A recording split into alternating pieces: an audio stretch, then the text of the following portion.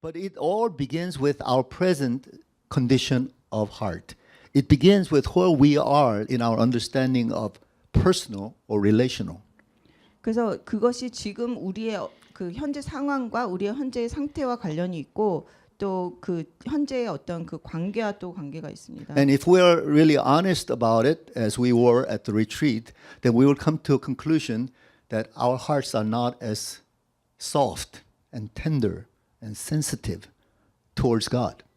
그래서 우리가 이렇게 다 같이 얘기했을 때 정직하게 우리가 자신을 볼 때 우리의 마음이 아직 그 민감하지 않고 또 이렇게 부드럽지 않은 것을 저희가 고백하게 됩니다. And that's where we have a desperate need for the Holy Spirit.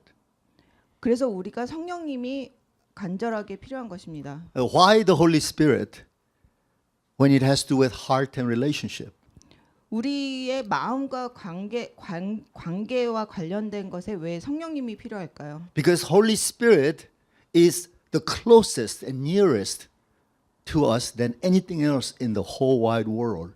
성령님이 우리와 가장 가까운 그 어느 누구와도 비교할 수 없을 만큼 우리가 가장 가까운 분이시기 Because the 때문입니다. Lord has given us the Holy Spirit as a present, and the Holy Spirit dwells inside of us. 그래서 하나님께서 우리에게 성령님을 주셨고 성령님께서 우리 안에 거하십니다. And because the Holy Spirit is right there inside of us, when we're talking about the subject I, Holy Spirit touches that subject I much more closer than sometimes I being in touch of myself. 그래서 성령님이 우리 안에 거하고 계시기 때문에 우리가 나라는 그 주제를 얘기할 때는 어떻게 보면 성령님이 나 자신보다 나와 더 가까이 계시는 것입니다. So if we can receive the assistance of the Holy Spirit and become sensitive to the Holy Spirit, He can teach us the language of intimacy. 그래서 우리가 성령님께 굉장히 민감하고 또 성령님께 우리가 그 가까이 다가간다면 성령님께서 우리에게 그 친밀감의 그 언어를 가르쳐 주실 것입니다. And He can help us to break down this hardened heart and melt this heart so that we can be soft towards God and soft towards one another. 그리고 우리의 이 딱딱한 마음도 부드럽게 만드셔서 우리가 하나님께 더 가까이 다가가게 도와주십니다. So today in our message in the series of studies in the John's Gospel, I want to address all of these issues in a packaged form. I've titled the message for today Intimate Communion. 그래서 저희가 이제 요한복음을 계속 공부하고 있는데 오늘 이 모든 주제를 이렇게 이 한 본문에 이렇게 다 담아서 제가 말씀을 전하겠습니다. And the text for today is found in John chapter 6 verses 41 to 59. 오늘 본문이 요한복음 6장 41절에서 59절입니다.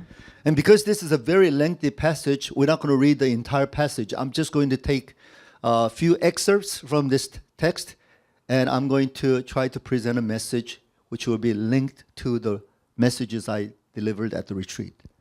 그래서 오늘 이 본문과 또 그 수련회에서 했던 말씀을 이렇게 연결해서 이렇게 말씀을 전하도록 하겠습니다. As you all know, the theme that we have been studying for the past few weeks is that of the bread of life. 지난 몇 주 동안 저희가 공부했던 그 주제가 그 생명의 떡입니다.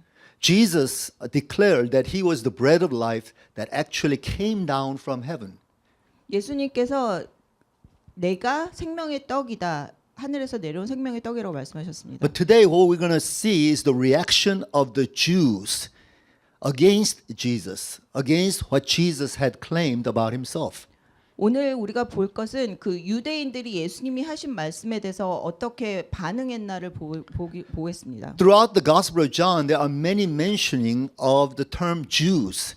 And we know this is a specific term that refers to the resistant, the opposing Jews. 그래서 그 복음서에 보면은 예수님께서 이 유대인에 대해서 많이 말씀하시는데 예수님께서 그 계속 말씀하셨던 유대인이 예수님에 대해서 반대하고 또 그 찬성하지 않는 그런 유대인들을 Those 말씀하셨습니다. whose hearts were hardened towards Jesus and filled with unbelief regarding what Jesus claimed himself to be. 그리고 예수님의 말씀에 그 불신을 품고 있고 또 예수님을 그 믿지 않았던 그런 유대인들입니다. And they're going to bring up two issues and we're going to study them.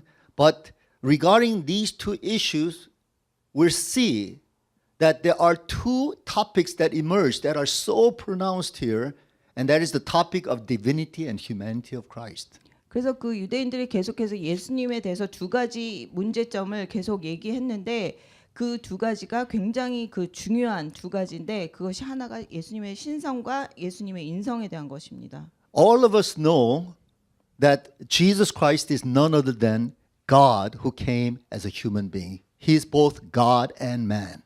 우리가 아는 것이 예수님께서 하나님이셨고 하나님께서 인간의 몸을 입고 이 땅에 오셨다. 그러니까 신이셨고 인간이셨다는 것을 우리가 알고 있습니다. This reality in terms of Christ's identity is so crucial for us in understanding the language of intimacy. 그래서 이 예수님의 정체성을 이해하는 것이 우리가 이 친밀감의 단어를 그 언어를 이해하는 데 굉장히 도움이 됩니다. Just think about it. The problem that we have with God is that God is nothing like us. He's God. And we are human. We're creatures. 그래서 우리가 하나님을 생각할 때 항상 이렇게 힘들어하는 부분이 하나님은 하나님이시고 우리는 인간이기 때문에 이 연결을 시키지 못하는 문제점이 있습니다. And that's like ants trying to understand giant human beings. 그것이 이렇게 개미가 이렇게 그 거대한 인간을 이해하려고 노력하는 것과 같습니다. It is impossible because there's such a gulf or gap between God and us. 그래서 하나님과 우리 사이에 너무 큰 그 갭이 있기 때문에 우리가 이해하는 것이 거의 불가능합니다. But when Jesus came down to earth in the form of a human being, he was God, but at the same time human. Therefore, he can link God with humanity. 하지만 예수님께서 하늘에서 이 세상에 인간으로 내려오셨을 때 우리를 하나님과 연결시켜주는 그 역할을 하셨습니다. Because he has both natures, because he understands both worlds, he is the one who can truly mediate between God and humans. 왜냐하면 예수님께서는 신이셨지만 또 인간이셨기 때문에 신과 인간을 다 이해하셨고 그 우리와 하나님을 연결시켜주는 그런 역할을 하실 수 있었습니다. So now let us get into the text and let's discover what we can find about the divinity of Christ and the humanity of Christ. 그래서 오늘의 본문을 보면서 이렇게 그 예수님의 신성과 인성에 대해서 한번 알아보겠습니다. The first context is that of the argument that the Jews make regarding Jesus, and they are showing a lot of resistance to Jesus, and this is found in verses 41 and 42. 그래서 첫 번째가 그 유대인들이 예수님에 대해서 이렇게 반대하고 또 저항하는 그러한 그 본문인데 41절 42절입니다. At this, the Jews there began to grumble about him because he said, I am the bread that came down from heaven. They said, Is this not Jesus, the son of Joseph, whose father and mother we know? How can he now say, I came down from heaven? 자기가 하늘에서 내려온 떡이라 하심으로 유대인들이 예수에 대하여 수군거려 이르되 이는 요셉의 아들 예수가 아니냐 그 부모를 우리가 아는데 자기가 지금 어찌하여 하늘에서 내려왔다 하느냐. So what we see here in this text is that the Jews were basically questioning the origin of Jesus. Jesus claimed that he came from heaven. He has a heavenly origin or the divine origin. Now the Jews are questioning that matter. 그래서 여기서 보면은 유대인들이 예수님이 어디서 오셨나 하는 것에 대한 의심을 품고 있습니다. 왜냐하면 예수님이 하나님이셨고 하늘에서 오셨다고 말씀하셨지만 유대인들이 그것에 대해서 의심하고 의문을 품었습니다. And it seems like the comment that is this not Jesus, the son of Joseph, whose father and mother we know, clearly shows that amongst the Jews there were those who were very familiar with Jesus. His childhood days, his growing up days. 그래서 유대인 중에 그 말하기를 그 예수님의 부모 요셉과 마리아를 우리가 아는데 이 예수가 누구냐 이렇게 의심을 품고 또 예수님이 어떻게 성장했는지도 알았던 사람들이 많이 있었습니다. How can this man claim that he came down from heaven when we know that he was born of Mary? He grew up in the town of Nazareth. We saw that he apprenticed under his father Joseph. We saw the whole process. How can he claim that he has some kind of divine origin? 그래서 그 사람들이 내가 예수가 태어나는 것도 봤고 또 성장하는 것도 봤고 또 자기 아버지 요셉 밑에서 일하는 것도 봤는데 어떻게 자기가 하늘에서 왔다고 얘기할 수 있는가 이렇게 의심했습니다. And I suppose we can really understand how some of these Jews have felt. This is what is known as trying to understand Jesus Christ from below, from the earthly perspective. 그래서 이 유대인들이 예수님을 이해하려고 했던 것이 이렇게 밑에서, 밑에서부터, 아래서부터 보는 관점. 그러니까 이 지상에서부터 위로 보면서 이해하려는 그런 관점을 가지고 있었습니다. In that sense, we living in the 21st century, we have a great advantage over the Jews living in the times of Jesus. 그래서 어떻게 보면 21세기에 사는 우리는 그 시대에 살았던 유대인들보다는 조금 이해할 수 있는 그런 더 여유가 있을 수도 있습니다. Why? Because we have some 2,000 years of looking back and analyzing the text and processing these thoughts and coming to a theological conclusion about Jesus. 왜냐하면 우리는 2000년을 돌아가서 이렇게 계속 그것을 우리가 이렇게 보면서 읽어보면서 또 우리가 분석하면서 그것에 대해서 우리가 이렇게 이해할 수 있는 그런 시간들이 있었습니다. In other words, we have no problem trying to understand Jesus from above or Jesus from the future perspective. 그래서 예수님을 이렇게 위에서부터 이해하거나 어떤 그 미래적 관점에서 이해하는 것에는 문제가 없습니다. So we have no problem when Apostle John says in chapter 1 that this Jesus, the Word, became flesh. That is, God became flesh. We have no problem with that. 그래서 요한복음 1장에 나오는 그 말씀이 육신이 되어 이 그 본문에 대해서도 우리는 아무 문제가 이해하는 것에 문제가 없습니다. But the Jews in the days of Jesus, they were seeing things from below. Even his disciples were trying to understand this man from below. Even his mother Mary, to whom the angel appeared, she's trying to understand her son from below. 그래서 제자들뿐만이 아니고 그 시대 유대인들 그리고 예수님의 어머니 마리아까지도 예수님을 이 밑에서부터 이렇게 지상에서부터 위로 이해하려고 했기 때문에 이해가 하기가 힘들었습니다. I don't think any one of them at that time could have possibly understood that he was God come down as man. 그래서 그 시대 사람들 중에 어떤 사람도 하나님이 신이 인간으로 내려왔다, 인간이 되었다라는 것에 대해서 이해하지 못했을 것입니다. Even Mary, who perhaps more than any of the humans living in those days, received by revelation of the special nature of Jesus, but I don't think when, after she had the baby, I gave birth to the Son of God. This is God. Oh my God, in the human flesh. I don't think she thought of that way. She had to reflect on this for years before she came to a similar conclusion. 그래서 예수님을 낳기 전에 이렇게 특별한 계시를 받아서 예수님을 낳았던 마리아도 그 예수님의 이 신성에 대해서 이해하기 위해서는 아마 오랜 세월이 걸렸을 것입니다. That this human being, that boy who grew up in the town of Nazareth, who was a carpenter, who was a brother, a son, who is a working person, this person is in reality God in human flesh? That is unbelievable. 그래서 그 시대 목수였고 또 누구의 형이고 누구의 아들이고 했던 그 예수님이 하나님이 이 땅에 내려온 인간이었다고 그렇게 생각할 수 있었던 사람은 아무도 없었을 것입니다. So how can they come to a conclusion that this is really God who has come in the form of flesh? This cannot be understood with human logic. 그래서 하나님이 인간으로 내려오셨다는 것에 대해서 굉장히 이해하기가 힘들고 인간의 논리로는 이해하기가 힘들었는데 어떻게 이 사람들이 그러한 결론에 이르를 수 있었을까요? But let's look at what Jesus has to say about this in verses 44 and 45. 그래서 예수님께서 44절 45절에 이렇게 말씀하셨습니다. Jesus says, "No one can come to me unless the Father sent me draws them, and I will raise them up at the last day. It is written in the prophets, they will all be taught by God. Everyone who has heard the Father and learned from him comes to me." And that is that we come to him, acknowledging him, believing him that he is the bread of life who comes to feed them. 나를 보내신 아버지께서 이끌지 아니하시면 아무도 내게 올 수 없으니 오는 그를 내가 마지막 날에 다시 살리리라. 선지자의 글에 그들이 다 하나님의 가르침을 받으리라 기록되었은즉 아버지께 듣고 배운 사람마다 내게로 오느니라.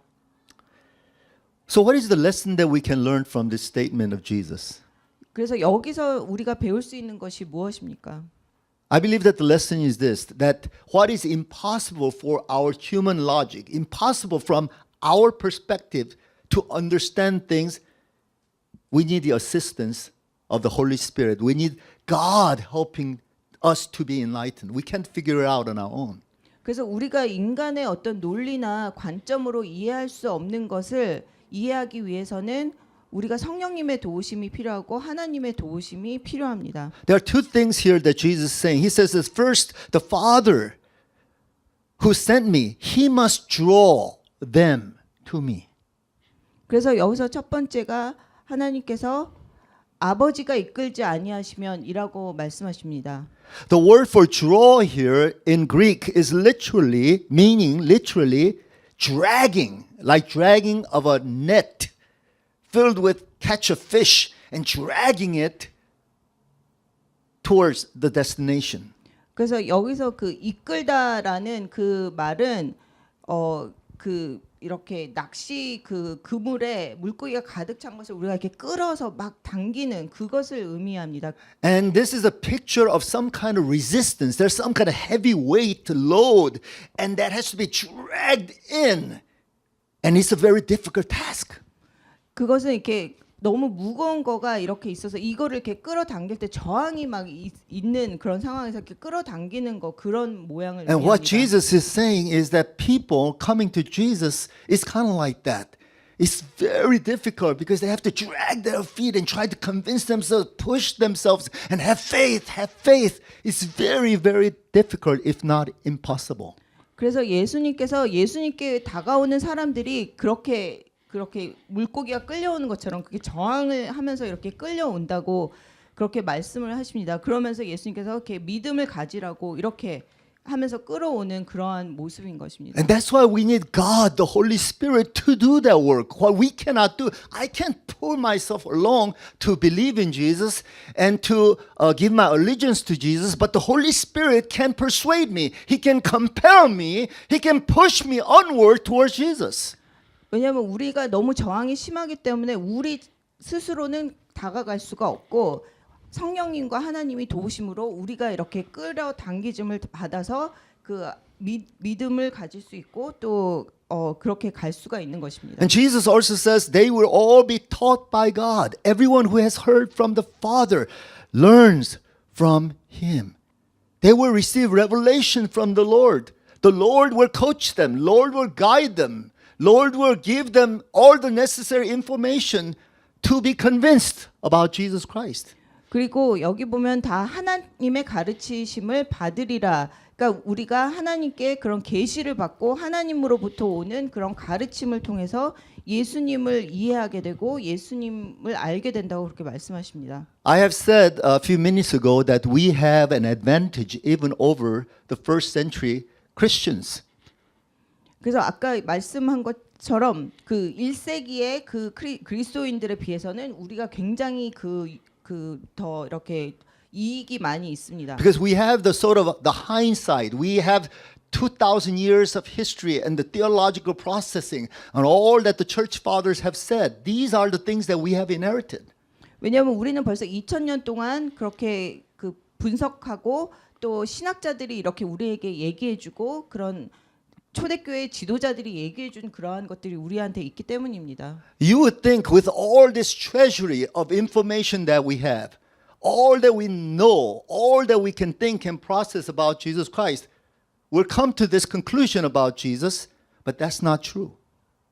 그렇지만 우리가 이 모든 지식과 우리가 알고 있는 것을 모두 이렇게 모아서 우리가 결론을 내릴 수도 있지만 어떻게 보면 그것이 진짜가 아닐 수도 있습니다. There are so many skeptics even today. Those people who are in the scholarly field who have all these informations that they can have access to, but they refuse to believe.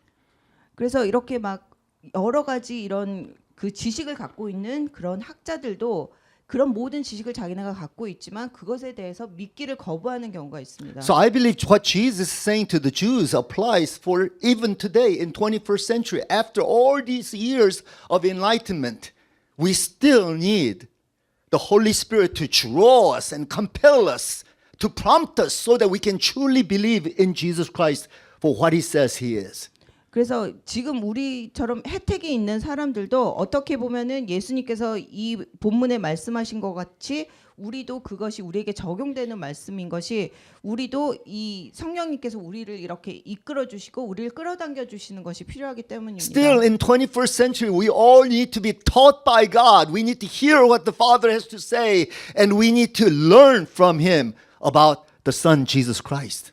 그리고 지금 우리도 하나님의 가르침을 받아야 되고 또 하나님의 아들의 그런 도움을 받아야 되는 것입니다.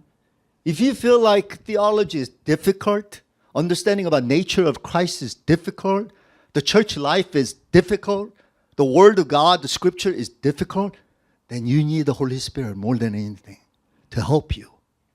그래서 우리가 신학이 우리가 어렵고 또 교회 생활이 어렵고 또 그런 것들을 어려움을 느낄 때 우리가 성령님의 도우심이 필요한 것입니다. When the Holy Spirit takes seeds of you, it's like he nets you, nets your heart, nets your mind, and he draws you to him. Sometimes it's a very difficult process. You may have to go through a season or time studying about it, to reflect on it, go through the dark night of soul about it. But he's like a dragnet that is drawn to Christ. 그래서 성령님께서 우리를 사로잡아서 우리를 그 그물에 담아서 이렇게 끌고 가시는 우리가 그 끌어당김을 당해야 하지만 또 어떤 때는 또 그 끌어당김을 당하는 동안에 우리가 또 공부해야 되고 또 그런 어떤 시간들을 보내야 될 때도 있습니다. Now let's consider the second argument that the Jews pose, and that is found in verses 51 and 52. 그래서 두 번째 그 유대인들이 그렇게 논쟁을 벌이는 것을 보려고 하는데 그것이 51절 52절에 나옵니다. And in verse 51, Jesus says, I am the living bread that came down from heaven. Whoever eats this bread will live forever. This bread is my flesh, which I will give for the life of the world. Then the Jews begin to argue sharply amongst themselves. How can this man give us his flesh to eat? 나는 하늘에서 내려온 살아있는 떡이니 사람이 이 떡을 먹으면 영생하리라. 내가 줄 떡은 곧 세상의 생명을 위한 내 살이니라 하시니라. 그러므로 유대인들이 서로 다투어 이르되 이 사람이 어찌 능히 자기 살을 우리에게 주어 먹게 하겠느냐. And what were they thinking? Were they thinking like this is what cannibalism? Is Jesus talking like cannibalism? Eating flesh off of human beings? 여기서 유대인들이 어떻게 생각을 했을까요? 이게 뭐 식인하는 무슨 뭐를 얘기하는 것일까? 어떻게 사람의 살을 먹을 수 있을까? 이렇게 생각했을 것입니다. Well, then in verse 53, Jesus responds, and he makes it even more harsh. He says, Jesus said to them, very truly I tell you, unless you eat the flesh of the Son of Man and drink his blood, you have no life in you. 그래서 예수님께서 53절에 보면 더 강하게 얘기하시는데 예수께서 이르시되 내가 진실로 진실로 너희에게 이르노니 인자의 살을 먹지 아니하고 인자의 피를 마시지 아니하면 너희 속에 생명이 없느니라. And then Jesus says in verse 54 onward, whoever eats my flesh and drinks my blood has eternal life, and I will raise them up at the last day. For my flesh is real food, and my blood is real drink. Whoever eats my flesh and drinks my blood remains in me, and I in them. 그래서 54절부터 계속 보면 내 살을 먹고 내 피를 마시는 자는 영생을 가졌고 마지막 날에 내가 그를 다시 살리리니 내 살은 참된 양식이요 내 피는 참된 음료로다. 내 살을 먹고 내 피를 마시는 자는 내 안에 거하고 나도 그의 안에 거하나니. What is this? Was Jesus the predecessor of the vampire legend? 여기서 예수님께서 무슨 뭐 뱀파이어나 뭐 그런 괴물 같은 분일까요?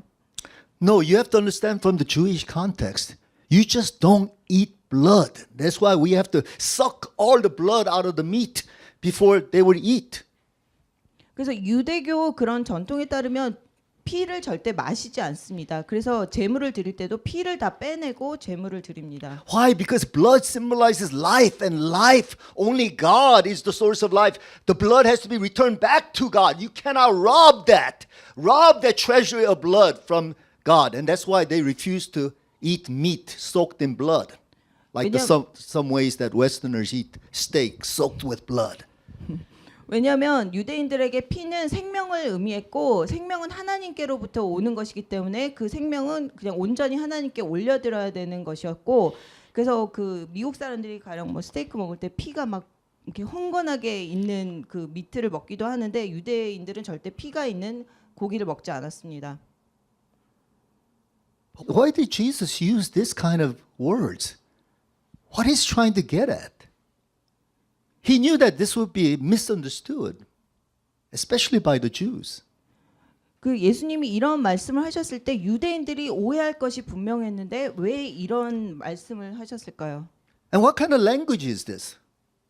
Flesh and blood. Flesh and blood. It's a language that is related to his humanity. 여기서 예수님께서 살과 피라는 그 용어를 계속 쓰셨는데 그것은 결국 어떤 예수님의 인성에 관련된 용어였습니다. What is Jesus saying? Unless you eat of my humanity, you cannot have anything to do with me. 여기서 예수님이 나의 이 몸, 인성 이것을 니네가 먹지 않으면 니네가 나와 아무 관계가 없다. 이렇게 말씀하시는 것입니다. Why is his humanity so important for him to impart his grace to us, impart his life to us? 여기서 왜 예수님의 인성이 그렇게 중요할까요? 그래서 예수님께서 그 인성을 우리에게 주시고 또 은혜로 우리에게 왜 주실 정도로 그것이 왜 중요했을까요? Why can he not just transfer the divine grace to us, like supernatural, like some kind of wind or some kind of essence? Why doesn't he do that?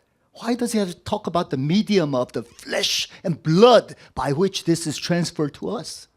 그래서 예수님께서 그냥 그 하나님의 은혜를 우리에게 이렇게 약간 초자연적으로 신비롭게 주실 수도 있었는데 여기서 왜 이렇게 살과 피라는 단어를 쓰시면서 이렇게 말씀을 하셨을까요? Why does he have to communicate in this way? Why can't he not just communicate through telepathy? The information download, digital information in your mind, and you will understand the revelation of God. Why didn't he talk like that? Why did he have to talk in a fleshly form through the mouth of Jesus?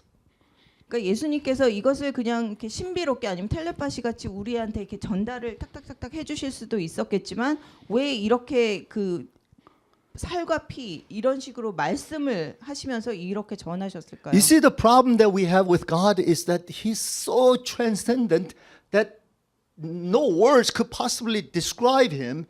So we only understand Him in abstract sense, not in a real sense that is tangible to us. 예수님께서는 너무 모든 것을 뛰어넘는 분이시기 때문에 어떤 용어로도 표현이 될 수가 없고 어떻게 보면 이렇게 추상적인 단어로만 표현이 될 수 있는 분이셨습니다. And that's why unless Jesus actually came down in a human form, in flesh and blood, and He's speaking to us in a language that we can understand, we cannot possibly relate to God in a substantial way. It's all abstractions, theories. 그래서 예수님께서 인간의 몸을 입고 이 살과 피를 가진 인간의 몸을 입고 오셔서 우리에게 다가오시지 않았다면 우리가 하나님을 이해할 수 없었기 때문입니다. So when Jesus says, "My flesh is real food and my blood is real drink," He's not saying literally. He's not advocating cannibalism or anything like that. But He's relating to that same message that He gave about Him being the bread of life that is going to give us sustenance in life. 그래서 여기서 예수님께서 내 살은 참된 양식이요 내 피는 참된 음료로다 하신 말씀이 그 예수님께서 내가 생명의 빵이다 떡이다라고 말씀하셨던 것과 똑같은 그러한 의미로 예수님께서 우리에게 그러한 어떤 생명을 주신다는 그런 말씀입니다. Now it is very interesting in the Gospel of John. There's no mentioning of the Last Supper, which is found in all the other Gospels. 여기 요한복음에서는 다른 공간복음서에서는 예수님의 최후의 만찬에 대한 언급이 있지만 요한복음에는 그것이 없습니다. You know that in the Last Supper there are two elements, the bread and the wine, which signified the body and the blood of Jesus Christ. 그 최후의 만찬을 보면 그 떡과 포도주가 있는데 그것이 살과 피를 의미하는 것입니다. But oftentimes, when we look at 2,000 years of church history, the participation in the Last Supper or the communion has become sort of ritualistic. It became sort of formalities. It became like liturgy, the body of Christ, the blood of Jesus, and we pick and eat, we drink, and then be done with. 그래서 교회의 역사를 통해서 보면은 이 최후의 만찬이나 성찬식이 굉장히 이렇게 형식적으로 변하게 된 것을 보게 됩니다. I don't know whether Apostle John was sensitive enough to see that down the line in the future, so he wanted to focus on the teachings of Jesus that was a very graphic illustration of what that communion is really about.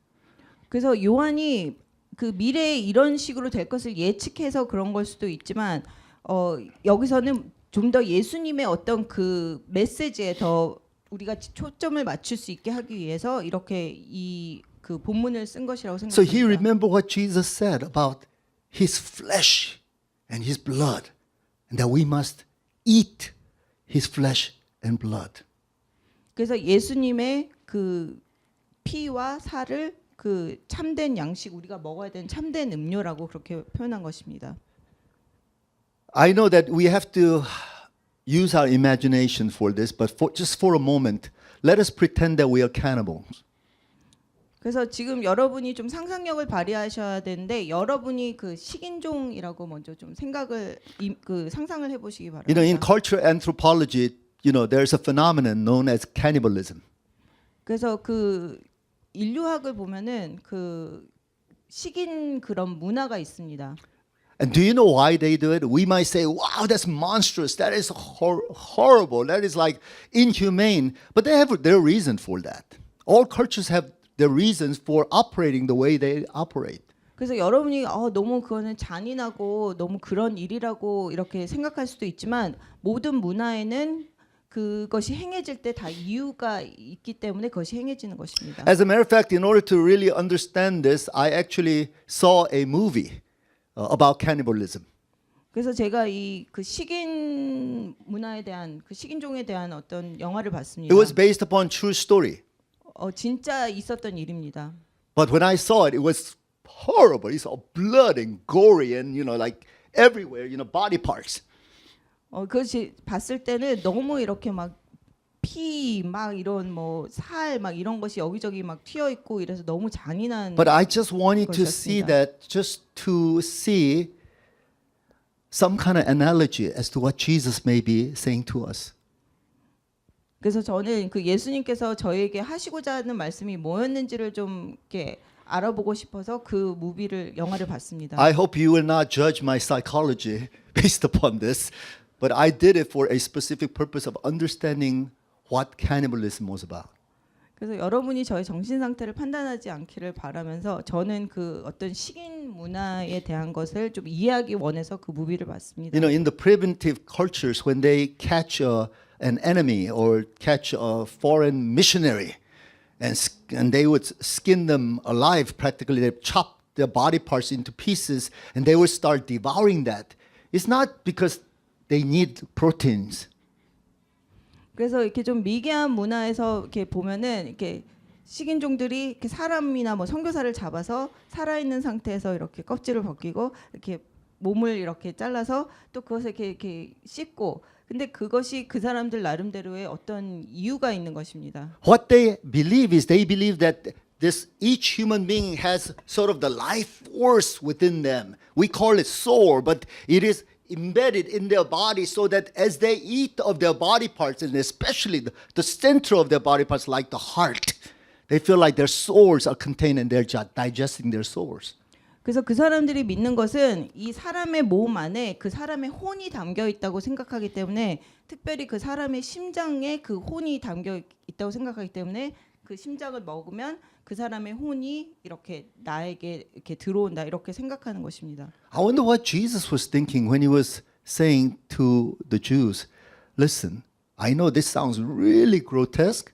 I know this is not kosher. I know this sounds blasphemous, but I'm going to say it anyway because this comes closest to any analogy about the intimacy that I want to pronounce unto you.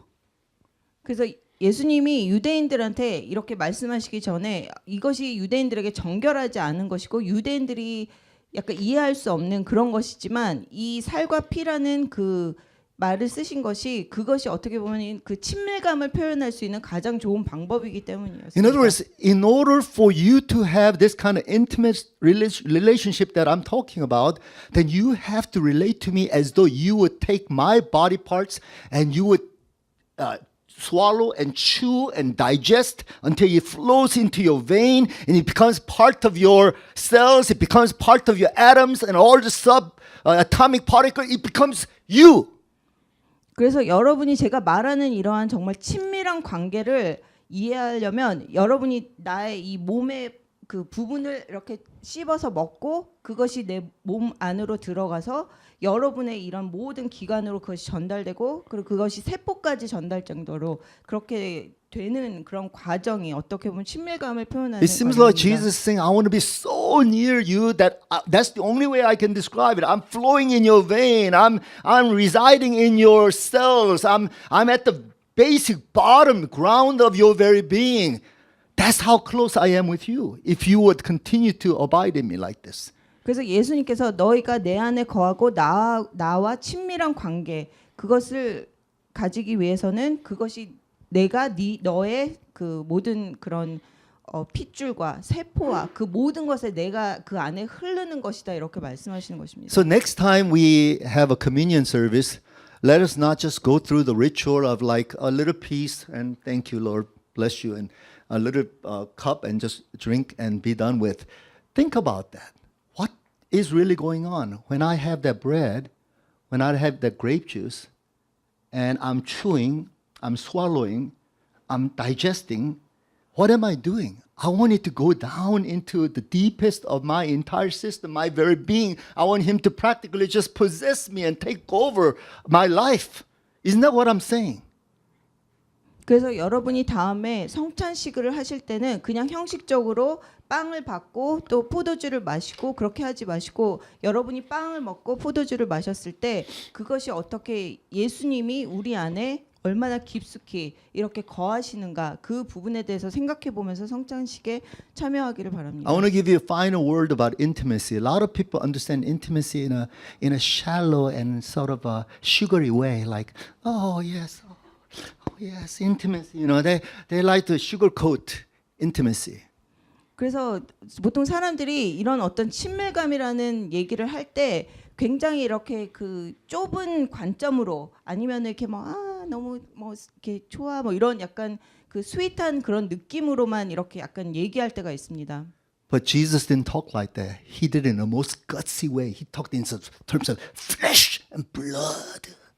Are you willing to be intimate with me to that degree?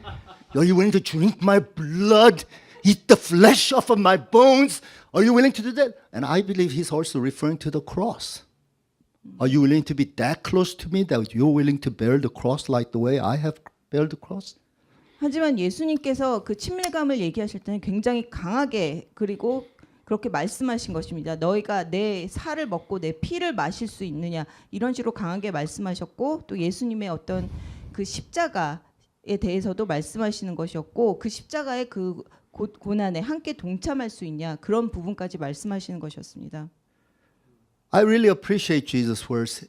I can't shake it. I can't lighten it up. I can't prepare any other way to make it abstract. It's so concrete. It's bloody. It's bloody.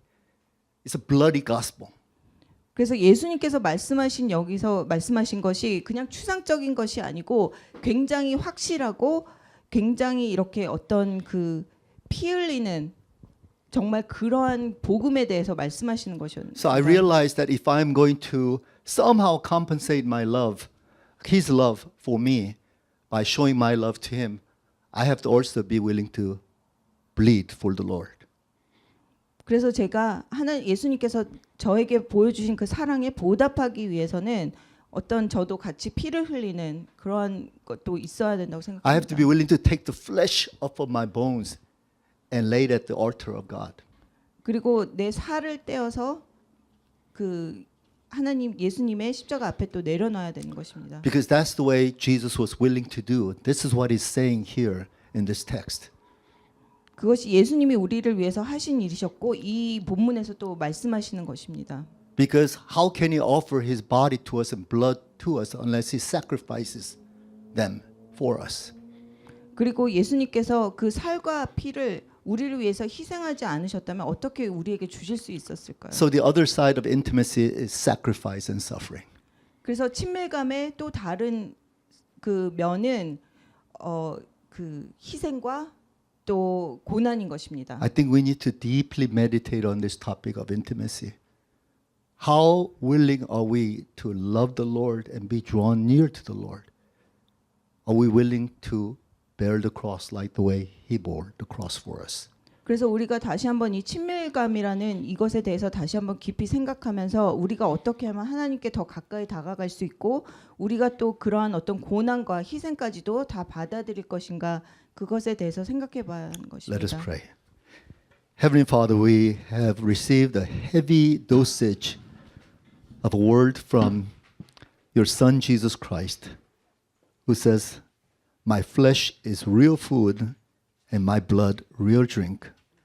Unless you eat of my flesh and drink of my blood, you have nothing to do with me, and I have nothing to do with you." Jesus, you wanted us to be so intimate that you wanted to get into our flesh and blood. You want to get into our system, and you want to flow in our veins. You want to reside in our, even our cellular level, even our atomic, subatomic level, in the bottom and the ground of our very being. You want to be there. You want to take total control over our lives. We understand a little bit more now, Lord. Teach us not to regard you as just some kind of liturgy or some kind of ritual, or regard you as some Sunday worship ceremony only. But Lord, in our daily life, may we eat you and drink you and receive you in the very depth of our beings. And may we live with that kind of closeness and that kind of nearness with your presence with us. Thank you, Lord. In Jesus' name we pray. Amen.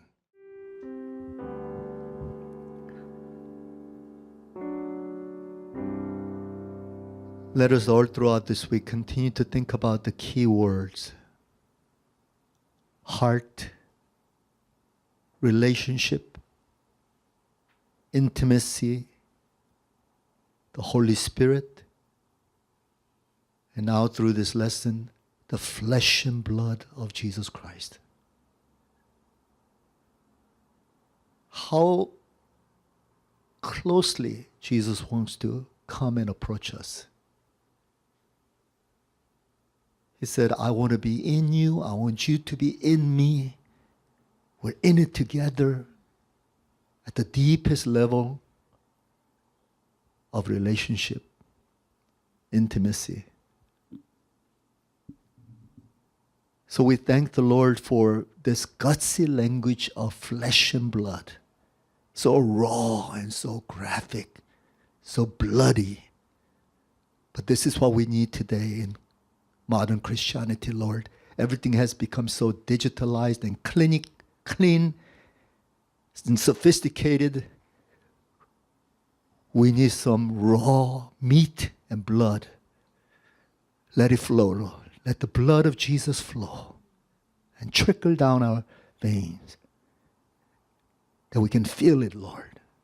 We can know it. We can taste it, Lord.